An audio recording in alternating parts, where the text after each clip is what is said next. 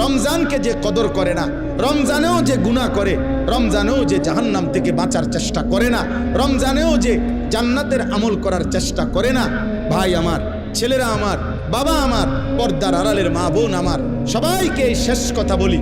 আল্লাহ রসুল বলছে, জিব্রাইল আইসা রমজানের শেষ দিন নবীজিকে আইসা বলে গেছে, ইয়া রসুল আল্লাহ, এত বড় রমজান পেল, ইফতার, সাহারি, তারাবি, এতেকাফ, শবে কদর, প্রতি ঘন্টা মিনিটে এত মাফ নেওয়ার সুযোগ থাকার পরেও যেই নাফরমান জাহান্নাম থেকে বাঁচার চেষ্টা করে নাই, গুনাহ থেকে আল্লাহর কাছে মাফ নেয় নাই, জান্নাতের জরুর আশা পূর্ণ করতে পারে নাই, আমল করতে পারে নাই, খোদার কসম নবীজি বলছে, জিব্রাইল আইসা বলছে, ইয়া রাসূলুল্লাহ, এমন নাফরমানের উপরে আল্লাহর লানত, আল্লাহর লানত, লানত, লানত। নবী বলছে আমিন, আমিন। মানে নবী বলছে, হ জিব্রাইল, আমিও বললাম আল্লাহ, এমন লানত আপনি কবুল করেন এই নাফরমান উম্মতের উপরে, আমি নবীরও লানত, যা তোর রূপে খোদার লানত পড়ুক,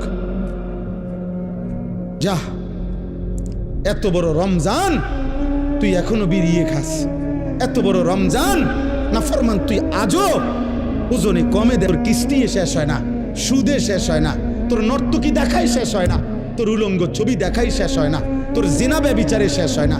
তুই বেটি গত 11টা মাস বাজারে বাজারে ঘুরলা, এখনো রমজান, রমজান আইজও তোমার জুতা কিনা, থ্রি পিস কিনা শেষ হয় না, যা। গুনাহ থেকে বাঁচতে যেহেতু পারলাই না, জাহান্নাম থেকে বাঁচার চেষ্টা করলাই না, তো জিব্রাইল বলছে আল্লাহ তার উপরে লানত দিছে, জিব্রাইলও লানত দিছে, নবী বলছে আমিন, আমিও দিলাম, যা তোর উপরে খোদার গজব পড়ুক।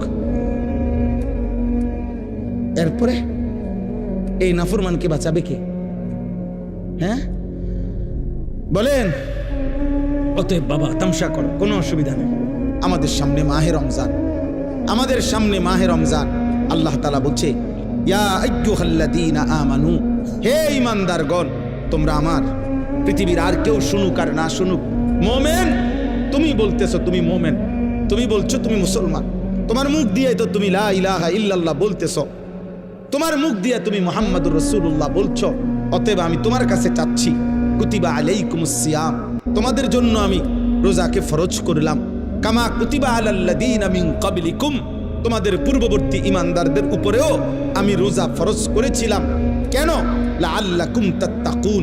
আল্লাহ বলছে, গত 11 মাসে আমি চেয়েছি তোমাকে মুত্তাকি বানাইতে,